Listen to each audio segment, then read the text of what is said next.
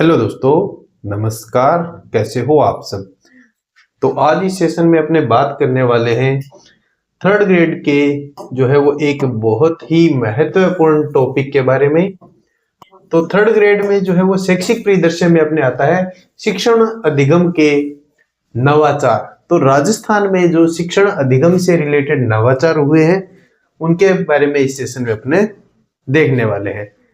तो अगर आपने जो अपना ये YouTube चैनल है इसको सब्सक्राइब नहीं किया है तो इसको सब्सक्राइब करके जो है वो आप बेल का आइकन प्रेस कर दीजिए, ताकि थर्ड ग्रेड से संबंधित जो भी ये अपनी क्लास से आ रही है रैपिड रिवीजन के लिए तो वो आप तक समय रहते पहुंच सके। तो अगर आपको ये सेशन अच्छा लगे तो सेशन को जो है वो लाइक, कमेंट और ज्यादा से ज्यादा जो है वो शेयर जरूर कर देना, ताकि आपके जो साथी हैं थर्ड ग्रेड के उन तक ये अपना सेशन पहुंच सके। ठीक है, बाकी अपने अभी तक जो है वो सेशन हुए हैं वो अगर आपने नहीं देखे हैं थर्ड ग्रेड से संबंधित तो वो भी आप जो है वो अपने चैनल पे आपको मिल जाएंगे, वो भी देख लेना। और इस सेशन में अपने बात कर लेते हैं शिक्षण अधिगम के नवाचारों के बारे में। ठीक है, तो शुरू करें। सबसे पहले अगर अपन बात करें शिक्षण अधिगम में नवाचारों की, तो सबसे पहला जो नवाचार है वो है SIQE, state initiative for quality education. क्या है? पहला है अपना SIQE, state initiative for quality education.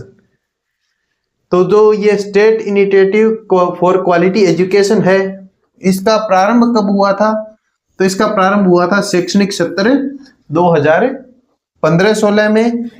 संचालन जो है वो आपके 5 जो संस्थाएं हैं वो मिलके करती हैं, जिनमें पहला है निदेशालय माध्यमिक शिक्षा बोर्ड बीकानेर, दूसरा है RSCRT उदयपुर, तीसरा है माध्यमिक शिक्षा विभाग माध्यमिक शिक्षा परिषद जयपुर, अगला है यूनिसेफ और अगला है बौद्ध शिक्षा समिति। तो ये जो अपने 5 संस्थाएं आपको दिख रही है, इन 5 संस्थाओं का जो MOU है उसके द्वारा SIQE का संचालन किया जाता है। और इसके बाद इसका जो समझौता है, जो MOU है वो हुआ, उसकी बात करें तो वो हुआ था अप्रैल 2015 में। और SIQE जो है वो कक्षा 1 से लेकर 5 तक के राजकीय विद्यालयों में संचालित होता है। अब आप बोलोगे कि सर इसको याद कैसे रखें कि ये प्रारंभ कब हुआ, संचालन कितनी जो संस्थाएं वो मिलकर करती हैं और समझौता कब हुआ, कौन सी कक्षाओं के लिए जो है वो ये काम करता है। तो इसमें अपने जो है वो ट्रिक बनाने का प्रयास करते हैं। तो सबसे पहले जो है वो आप ध्यान से देखिए कि इसका नाम क्या है और इसमें आपके लिए कौन कौन से जो लेटर हैं वो आ रहे हैं। तो यहाँ पे आप अगर ध्यान से देखते हैं तो यहाँ पे नाम आता है SI और Q और आगे E। तो यहाँ से आप इसको दो भागों में डिवाइड कर लीजिए। पहला है S और I। तो S और I को अपने उल्टा लिखेंगे I और S। ये क्या हो गया? 15। तो यहाँ पे इससे अपना क्या हो गया? प्रारंभ कब हुआ? 2015-16 के सेशन में। SI को उल्टा लिखेंगे तो 15 बन गया। तो फिर 15-16 में जो है वो सेशन प्रारंभ हुआ।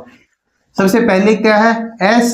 इसको अगर ढंग से पढ़े तो 5 की तरह भी पढ़ सकते हैं, कुछ बच्चे S को 5 की तरह ही लिखते हैं। तो ये 5 संस्थाओं का जो है वो MOU द्वारा संचालित होता है। तो इस प्रकार जो है वो 5 संस्थाएं हो गई और यही 5 जो है वो अपनी प्रारंभिक क्लासें हो गई। तो इस प्रकार जो है वो अपना इसका जो प्रारंभ है वो देख लेंगे, उल्टा करेंगे तो सेशन बन जाएगा 15-16। 5 संस्थाएं हैं तो S को 5 की तरह लिखेंगे और फिर 1 से 5 तक के जो विद्यालय हैं उनमें SIQ कार्य करता है। अब बात कर लेते हैं SIQ के उद्देश्य की। SI का उद्देश्य यही जो हर जगह चलता है, फॉर्मेलिटी है, गुणात्मक शिक्षा प्रदान करना, बालकों की जो प्रगति है वो अभिभावकों को बताना, स्तर का निर्धारण करना, परीक्षा का भय जो है वो समाप्त करना, सीखने के अवसर बढ़ाना, ये जो बातें होती हैं वही बातें SIQE की हैं।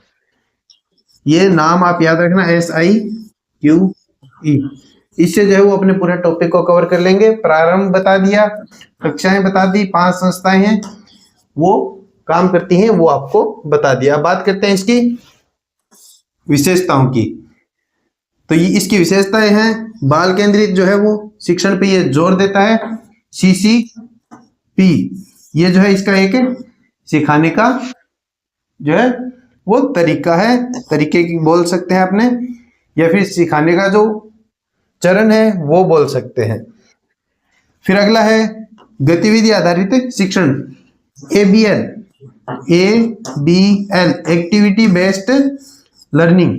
तो गतिविधि आधारित जो शिक्षण है उसकी बात अपने SIQE में की गई है। फिर है सतत एवं व्यापक मूल्यांकन, continuous and comprehensive evaluation, CCE।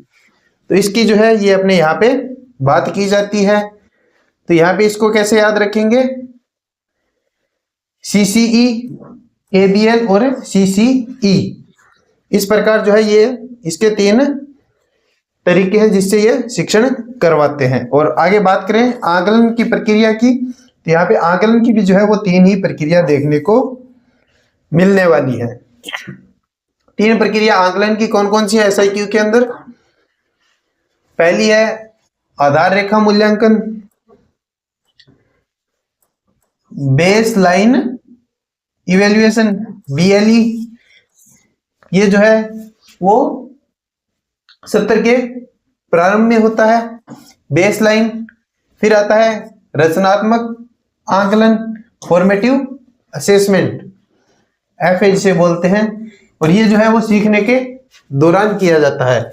जो रचनात्मक आकलन है वो सीखने के दौरान किया जाता है, और इसे इंग्लिश में बात करें तो फॉर्मेटिव असेसमेंट बोलते हैं।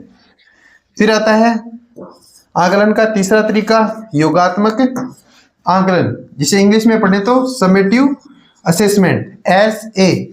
जब आपके इकाई या फिर टर्म का कंप्लीट हो जाता है उसके बाद समेटिव असेसमेंट होता है।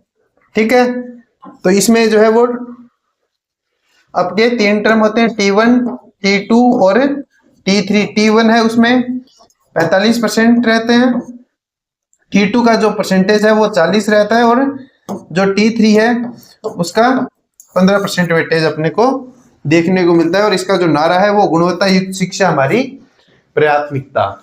ये जो है वो SIQE का नारा हो जाता है। तो यहाँ पे इसका अगर अपने ब्रीफ देखें तो क्या है, SIQE प्रारंभ कब हुआ? 2015-16 के सेशन में। 5 संस्थाएं इसमें काम करती हैं, 1 से लेकर 5वीं तक की कक्षाओं में काम होता है।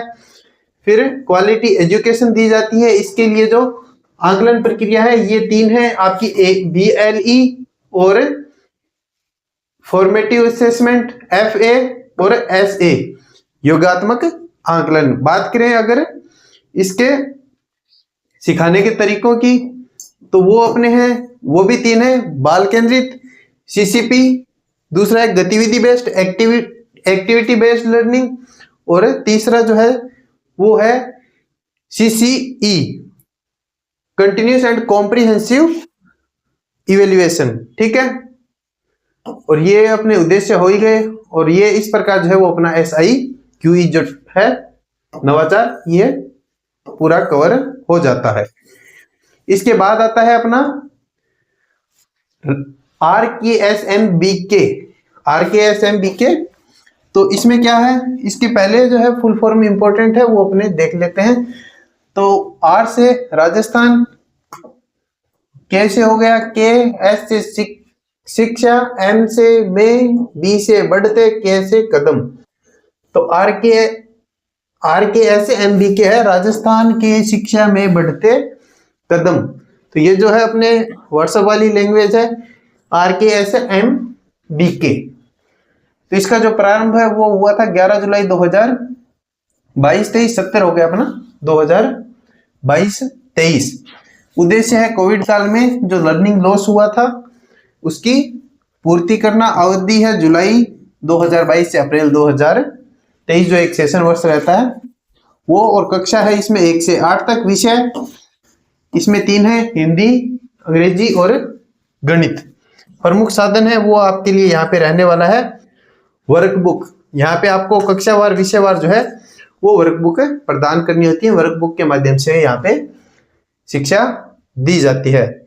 अब अपने बात करें कि सर इसमें कोई ट्रिक बने तो वो बताओ। तो यहाँ पे अपने जो नाम है RKSMBK, तो यहाँ पे आप देख पा रहे हैं लास्ट में है राजस्थान के शिक्षा में बढ़ते कदम। तो जब हम पैदल जाते हैं तो क्या बोलते हैं, 11 नंबर वाली बस में आए हैं। किस में आए हैं, 11 नंबर वाली बस में आए हैं। दोनों पैर हैं, दोनों साथ साथ में काम कर रहे हैं। तो यहाँ पे 7 और 2 पैर हैं, तो यहाँ पे 2022। इस प्रकार जो है कदम से अपने जो है ये कब प्रारंभ हुआ वो याद कर लेंगे। कदम मतलब पैदल चल के आए तो 11 नंबर वाली बस में साथ साथ पैर काम कर रहे हैं, 2 पैर हैं, तो 2022। इस प्रकार 11 जुलाई 2022 से जो है ये प्रारंभ हुआ था। और लर्निंग जो है वो लर्निंग लॉस है उसकी पूर्ति के लिए हुआ था। और 1 से 8 तक की कक्षा है तो ये अपने याद हो ही जाएगा। 3 इसमें सब्जेक्ट रहते हैं, ये अपने देख लेंगे। तो यहाँ पे जो प्रारंभ है वो जुलाई में हुआ, तो इस प्रकार थोड़ा सा ये अपने समझने में आसानी हो जाएगी। नाम से अपने याद करेंगे कनेक्ट करके। अब बात कर लेते हैं RKSMBK के चरण की। तो इसके जो चरण है वो आपके सामने ये रहे। पहला जो चरण है वो है ब्रिज रेमिडिएशन, सीखने की खाई पाटना। ये क्या है, शुरुआत जो है वो किस प्रकार करेंगे उसके बारे में यहाँ पे बात की गई है। फिर है आकलन के चरण। यहाँ पे आकलन के वही 3 अपने चरण रहेंगे, base line evaluation, formative assessment और समेटिव असेसमेंट। ये जो है वो अपने चरण हो जाएंगे। फिर है माता पिता की बैठक, ये PTM होता है जिसमें आपका समग्र रिपोर्ट कार्ड की बात की जाती है। इसके बाद आता है शिक्षक प्रशिक्षण एवं डिजिटल ऐप का प्रयोग। और इसमें जो विशेष कुछ है वो है A और B समूह में बांट के जो है वो आधार लाइन बनाते हैं। फिर मॉनिटरिंग कौन करता है, वो करता है राजस्थान का जो शिक्षा विभाग है, वो इसकी लगातार मॉनिटरिंग करता है। इस प्रकार जो है ये अपना एक और जो नवाचार है वो कवर हो जाता है। इसको अगर देखें, कदम से 11 साथ पैर काम कर रहे हैं, 2 पैर हैं, इससे अपने इसको याद करेंगे। फिर कक्षा 1 से 8 3 विषय हैं और वर्कबुक के माध्यम से इसमें शिक्षा दी जाती है। ब्रिज जो है रेडिमेशन में उसमें काम किया जाता है। आकलन के चरण वही 3 है और PTM में इसके रिपोर्ट कार्ड पे चर्चा होती है। शिक्षक प्रशिक्षण की बात की गई है, डिजिटल ऐप का प्रयोग है उसकी बात की गई है और शिक्षा विभाग जो है वो उसकी निरंतर समीक्षा करता है। अब अपना है नेक्स्ट 3 नंबर स्माइल। इसमें अगर अपने देखें फुल फॉर्म, स्माइल की फुल फॉर्म क्या है, social media interface for learning engagement. ठीक है, स्माइल की फुल फॉर्म क्या होगी, social media interface for learning engagement. तो एक बार जो है वो आप स्माइल की फुल फॉर्म है वो हमें कमेंट सेक्शन में लिख के बता दीजिए ताकि आपके याद रहे। और ये जो है वो सबसे ज्यादा इंपॉर्टेंट आपके लिए रहने वाली है। ठीक है, ये स्माइल की जो फुल फॉर्म है आपके लिए सबसे ज्यादा इंपॉर्टेंट रहने वाली है। तो आप जो है इसको एक बार कमेंट सेक्शन में लिख के बता दीजिए ताकि आपको भी याद रहे। अब बात करते हैं स्माइल प्रारंभ कब हुआ, 13 अप्रैल 2020 को। इससे मिलती जुलती एक तारीख और है 13 अप्रैल 1919। ये डेट आप सबको याद होगी। तो ये तो अपने लिए क्या है, ब्लैक डे, तो इस दिन अपने को स्माइल करनी नहीं है। तो 13 अप्रैल 2020, यहाँ पे 1919 है, यहाँ पे 2020 है। थोड़ा सा कनेक्ट करके याद करेंगे तो याद हो जाएगा। बात कर लेते हैं किसके माध्यम से। स्माइल जो प्रोग्राम चलता है वो व्हाट्सएप के माध्यम से। उद्देश्य क्या है, ई कंटेंट का जो वितरण है वो करना, ताकि शिक्षण जो है वो बाधित ना हो। बात करते हैं जो स्माइल प्रोग्राम है वो कितने चरणों में अब तक काम कर चुका है। तो स्माइल जो है वो 3 चरणों में काम कर चुका है। पहला चरण कौन सा है आपके लिए, आपको पहला जो चरण है वो 13 अप्रैल 2020 को, ये आपको याद हो गया 13 अप्रैल 2020। व्हाट्सएप ग्रुप बनाए गए, पीओ और पीओ स्तर पे 2 ग्रुप बनाए गए, एक में आपके अध्यापक हैं, एक में आपके शिक्षक हैं। पीओ के द्वारा 2 ग्रुप बने, कौन से, एक में अभिभावक, दूसरे में शिक्षक। इसमें 9 बजे जो है वो कंटेंट आता था, बाकी उसका कोई रिप्लाई वापिस स्वीकार नहीं किया जाता था। इसमें शिक्षक जो है वो होमवर्क बच्चों को देते थे और उसको वापिस से लेने की प्रक्रिया पहले चरण में नहीं थी। दूसरा जो चरण है वो आपके पहले चरण के लगभग 6 माह बाद अप्रैल के बाद नवंबर में दूसरा चरण है 2 तारीख और 2020। स्माइल 2.0 का जो है वो प्रारंभ कब हुआ, 2 नवंबर 2020 को। ये भी व्हाट्सएप पे ग्रुप बने, इसमें होमवर्क दिया जाता और वापस भी प्राप्त किया जाने लगा। इसमें जो है वो 1 से 5 तक की कक्षाएं थे, उनको एक दिन होमवर्क दिया जाता था सोमवार को। फिर 6 से 8 तक के 2 दिन होमवर्क दिया जाता था, सोमवार और बुधवार को। जो 9 से 12 वाले जो बच्चे थे वो इस समय विद्यालय में जाना प्रारंभ कर चुके थे, जो है वो अभिभावकों की परमिशन लेके विद्यालय में जाते थे, पर होमवर्क जो है वो आपका व्हाट्सएप पे आता था। ठीक है, अब बात करें तीसरे चरण की। तो जो 2 नवंबर 2020 का चरण था उसके 6 माह बाद तीसरा चरण आ गया।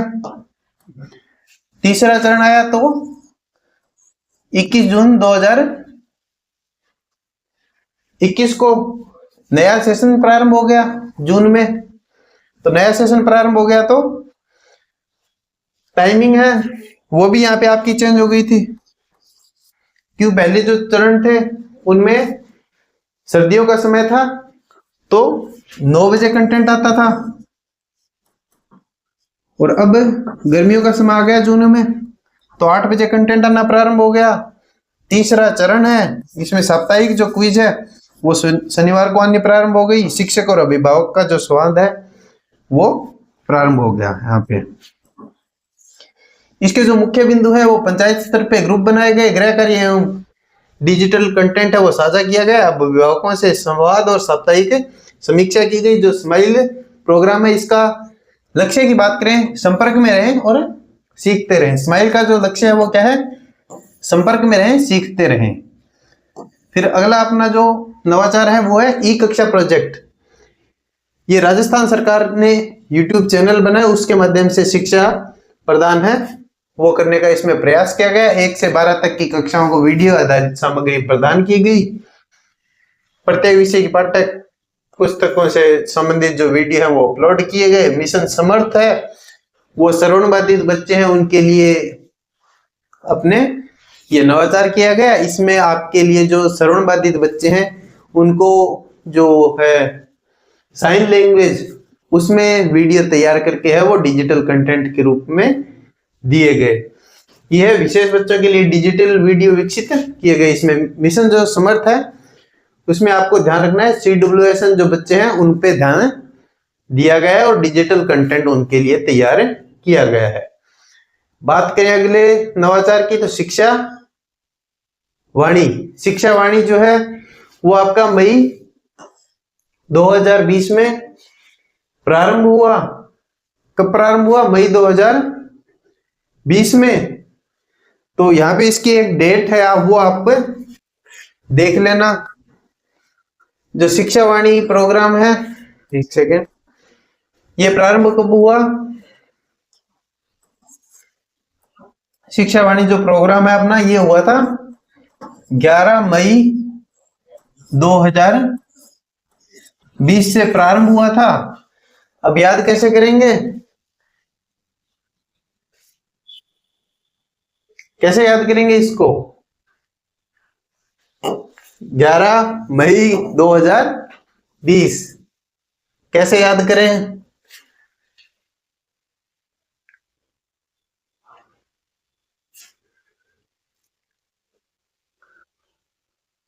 प्रारंभ करने की जो ये तिथि है, ये तो अपने 11 मई 2020 है, इसके लिए अपने को कोई एक बार ध्यान में नहीं आ रहा है। बाकी ये जो है रेडियो पे अपने प्रारंभ की गई थी, ये आकाशवाणी के माध्यम से ये प्रोग्राम चलता था। याद रखना, रेडियो पे सिर्फ वाणी है, तो आप रेडियो पे क्या सुनते हो? सिर्फ आवाज सुनते हो, आवाज के माध्यम से आपको पढ़ा गया था। तो शिक्षा वाणी है ओनली, तो यहाँ पे रेडियो के माध्यम से संचालित किया गया था। और प्रसारण का जो समय है वो सोमवार से शनिवार 11 बजे से 11:55 सुबह जो है वो रेडियो पे ये प्रोग्राम चलता था। तो यहाँ पे जो 11 मई है, इससे आगे का अपने तैयार कर सकते हैं।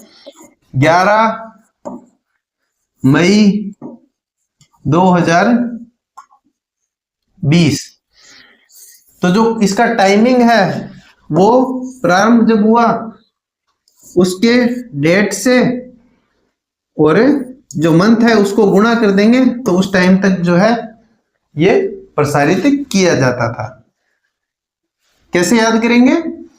प्रसारण का जो समय है वो प्रारंभ किया गया उस डेट से, उसके मंथ को गुणा करेंगे तो उस टाइम की मिनट तक ये प्रसारित किया जाता था। टोटल जो है वो 55 मिनट का ये प्रोग्राम रहता है। जो शिक्षावाणी है इसमें 55 मिनट का एक प्रोग्राम रहता है। इसका निर्माण जो है वो RSCRT और डाइट ने जो है वो मिलके किया है। ये आप याद कैसे करोगे? रेडियो में RA से RSCRT और DO से डाइट। DO जो है वो डिस्ट्रिक्ट लेवल पे होता है, तो डिस्ट्रिक्ट लेवल पे अपने डाइट भी होते हैं, तो ये अपने याद हो जाएगा। रेडियो के RA से RSCRT, DO से डाइट। तो शिक्षावाणी है रेडियो पे होता है, 11 मई 2020 से प्रारंभ हुआ, सोमवार से शनिवार 11 बजे से 11:55 पे इस पे सेशन होते हैं। ठीक है, RSCRT और डाइट के माध्यम से संचालन होता है। रेडियो के माध्यम से ग्रामीण और इंटरनेट विहीन क्षेत्रों में इसको शिक्षा पहुंचाने का लक्ष्य था। बात करते हैं शिक्षा दर्शन की। पहले था शिक्षा वाणी, उसमें सिर्फ सुनाई देता था, इसमें दिखाई देने लगा। तो दिखाई देने लगा तो मतलब ये टीवी का प्रोग्राम हो गया। टीवी का प्रोग्राम है, उसकी डेट क्या थी? 11 मई 2020। इसकी क्या हो जाएगी? एक को इधर को, एक जो है उसको आगे भेजो, मई की जगह जून 2020। तो 1 जून 2020 को है ये प्रारंभ हो गया। कब प्रारंभ हुआ? 1 जून 2020 को। जो शिक्षा वाणी है वो 11 मई को प्रारंभ हुआ। ये इसका एक जो है इसको मई की तरफ भेज दो तो ये जून हो गया। तो 1 जून 2020 से ये प्रारंभ होगा। इसके प्रसारण का समय क्या है? 12:30 से 2:30 बजे तक और 3 बजे से 4:15 तक। ये जो है अपने 3.25 घंटे का जो है प्रोग्राम है। और ये अपना इसका अलग अलग जो डिवाइडेशन है वो आपको देखने को मिलता है। दूरदर्शन के माध्यम से ही कंटेंट उपलब्ध करवाया जाता था। 314 घंटे टोटल है वो प्रसारण शिक्षा दर्शन के माध्यम से किया गया था। बात करते हैं हवा महल प्रोजेक्ट की। अगला अपना प्रोजेक्ट है हवा महल। हवा महल जो प्रोजेक्ट है उसमें प्रारंभ कब हुआ? 2 मई 2020 को। अपना जो हवा महल है उसमें कितने गेट मानेंगे? गेट कितने हैं? 2। मंजिल कितनी है? 5। और देख के कब आए थे? 2020 में। कोरोना के समय में जब कोई बाहर नहीं निकलता था तो 2 गेटों से 5 मंजिला इमारत में 2020 में अपने घूम के आए थे। इस प्रकार जो है वो अपने थोड़ा याद करने के लिए अपन ट्रिक यूज कर सकते हैं या फिर तरीका अपना सकते हैं। 2 गेट हैं, 5 मंजिला है, 2020 में अपने घूम के आए थे। ठीक है, तो ये हो गया हवा महल प्रारंभ कब हुआ? 2 मई 2020 को। इसका उद्देश्य क्या है? बच्चों में चिंतन, लेखन, पाठन कौशल को विकास करना। पाठन कौशल जो है उसका विकास करना। बच्चे चिंतन करें, लेखन करें और पठन कौशल जो है उसको विकसित कर पाए। इसकी विशेषता क्या है? आप मिस कॉल दीजिए, शनिवार को कहानी आधारित वीडियो आपको भेजे जाएंगे। ठीक है, इसका नारा क्या था? खुशियों के झरोखे से सीखना। हवा महल प्रोजेक्ट 2 मई 2020 व्हाट्सएप के माध्यम से आप व्हाट्सएप पे एक मैसेज कीजिए और आपको जो है वो कहानी आधारित वीडियो शिक्षण वीडियो जो है वो भेजे जाएंगे। नारा है खुशियों के झरोखे से सीखना। नेक्स्ट अपना रहेगा दीक्षा। इसका जो फुल फॉर्म है वो क्या रहेगा? दीक्षा का फुल फॉर्म क्या रहेगा? DIKSHA, digital interface for knowledge sharing. Diksha की फुल फॉर्म क्या है? डी का डिजिटल, आई का इंटरफेस,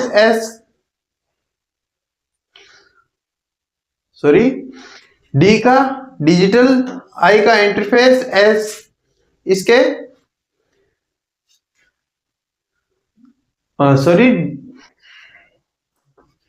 ये थोड़ा यहाँ पे कुछ, यहाँ पे डी का जो है वो हो गया डिजिटल, आई का इंटरफेस, के का नॉलेज, SHA का यहाँ पे शेयरिंग। दीक्षा की फुल फॉर्म क्या होगी? Digital interface for knowledge sharing. इसका प्रारंभ कब हुआ? अपनी शिक्षा दिवस कब आता है? 5 सितंबर को 2017 में जो है वो दीक्षा की स्थापना की गई। मतलब प्रारंभ जो है 5 सितंबर 2017 से किया गया। याद करने के लिए, शिक्षक दिवस कब आता है?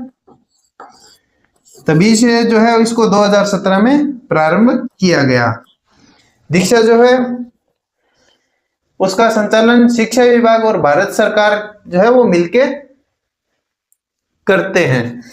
जो शिक्षा मंत्रालय है उसको पहले MHRD के नाम से जानते थे। ठीक है, ये पीछे के सेशन में अपन ने बताया भी था आपको कि जो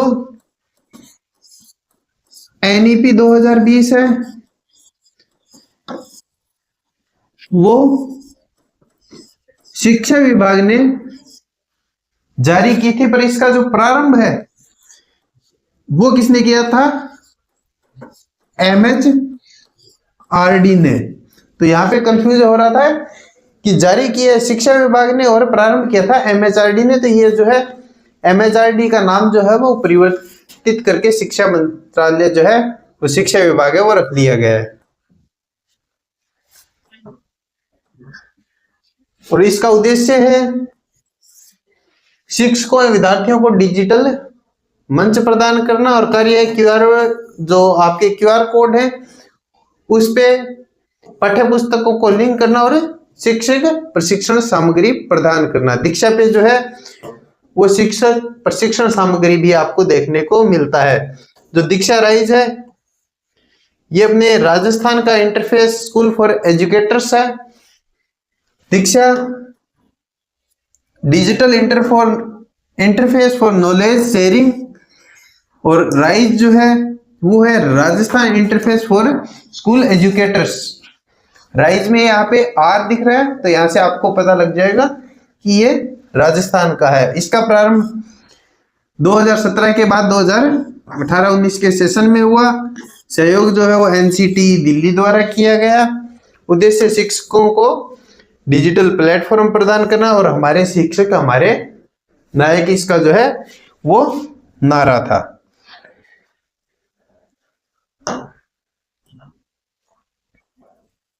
नेक्स्ट अपना जो है वो है निपुण भारत। जो निपुण भारत है ये प्रारंभ हुआ था 5 जुलाई 2021 को। संचालन शिक्षा मंत्रालय भारत सरकार के द्वारा। और FLN जो है अर्थात बुनियादी साक्षरता एवं संख्या ज्ञान, ये आपने कल भी बात की थी FLN के बारे में। तो ये है जो आपकी नंबर संख्या ज्ञान जो है, संख्या ज्ञान जो है उसे बढ़ाने और उसे समर्थ बनाने के लिए बात की गई है। निपुण भारत जो मिशन है ये नंबर न्यूमेरेसी जो है इस पे काम करने के लिए तैयार किया गया है। इसमें आयु वर्ष जो है वो 3 से 9 वर्ष तक रखा गया है। ये अलग है डेट, ये जो वर्ष है ये सबसे अलग है। तो 3 से 9 साल के बच्चे जो है वो सबसे ज्यादा सीखते हैं। तो इसी काल में बच्चों में जो है वो संख्या ज्ञान करवाने की यहाँ पे बात की गई है। ठीक है, लक्ष्य है पढ़ना लिखना एवं मूलभूत गणना में निपुण बनाना। जो 3 से 9 साल के बच्चे हैं उनको पढ़ना लिखना और गणना में निपुण बनाना। अगला आ जाता है अपना ज्ञानवाणी।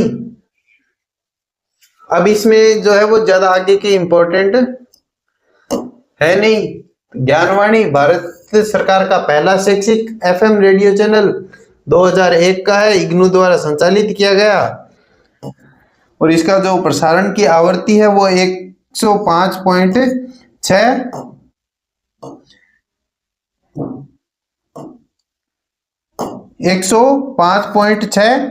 MHz जो है वो इसकी आवृत्ति रखी गई। उद्देश्य सामान्य जन तक शिक्षा पहुंचाना। ये तो बहुत पुराना है तो इसकी ये जानकारियां इतनी इंपॉर्टेंट अपने लिए नहीं है, फिर भी याद रख लेना।